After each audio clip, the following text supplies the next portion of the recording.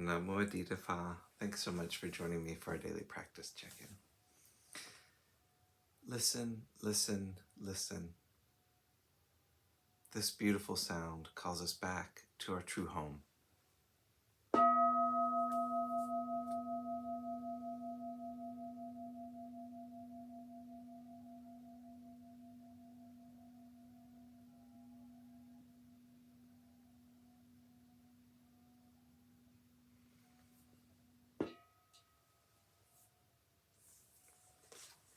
The second mindfulness training.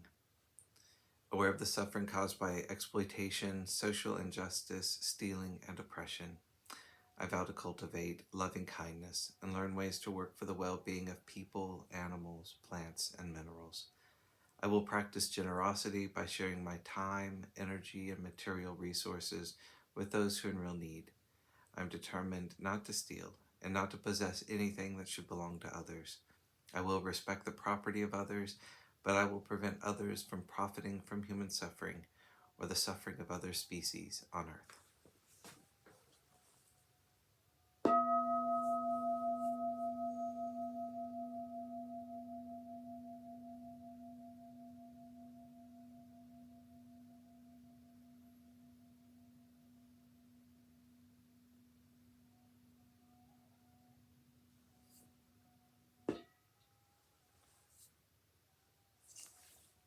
For Dharma lessons, we're reading Ajahn Munindo's book, Unexpected Freedom. Today we're finishing a chapter called Truly Comfortable with a section on training. Training involves a conscious willingness to go against our preferences. It does not mean merely upholding a philosophical opinion that gratifying our desires is wrong. This would be only a conceptual approach to training. Training means discovering a willingness to go against our preferences for the sake of understanding, so that we can find freedom from them. We might not manage to change our preferences, but we find a freedom from being driven by them. I would prefer that the world be harmonious and that everyone got on with everyone else. The reality is that there is a lot of conflict. My preference is frustrated, but does that mean I have to fall into despair? If I do fall into despair, from the Buddhist perspective, that's the result of an ignorant way of relating to preferences.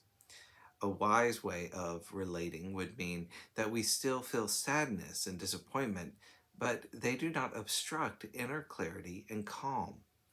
Our discernment is not compromised. Our capacity for contemplating the predicament we're in is not compromised by the way we feel. When we have truly settled into practice and internalized this principle of training ourselves to go against our preferences, we don't approach life looking for it to be agreeable or perceive it as a failure because it is disagreeable. We don't approach our meditation expecting it to be pleasant. If we go on retreat and we don't have the profound insights we hope for, we won't feel the retreat is a failure. When our relationships feel strained and we're not getting on with each other, we won't say it's all going wrong. We feel pain, and this is disagreeable. But to think that there is anything wrong with this is to add something unnecessary to the experience. It might be painful, but if we have a willingness to approach that pain with interest, to challenge our preferences, then from the Buddhist perspective, we're on the path that leads to understanding. There is happiness that comes from seeing through something that used to appear threatening.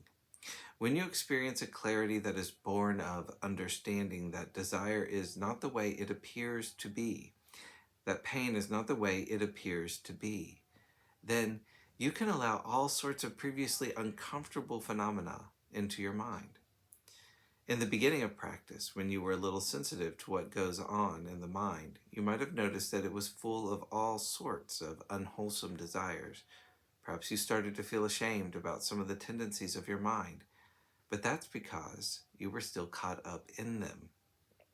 If we practice rightly, restraining the tendency to follow these things, and if we study them and observe them, then maybe one day we will see through them. Desire or ill will or fear can arise in the mind. yet we will remain clear, confident, and open as we sit with awareness. We abide as the awareness in which these states are taking place. They pass through awareness. They rise, they're there, and then they cease. But we're not disturbed by them. When we begin to experience this, the heart is learning to abide in another level of comfort altogether. Thank you very much for your attention.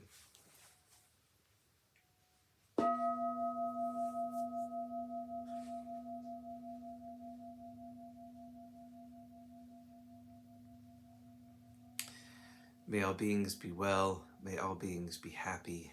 May all beings be peaceful. Namo Adida Phat. Thanks so much for joining me today.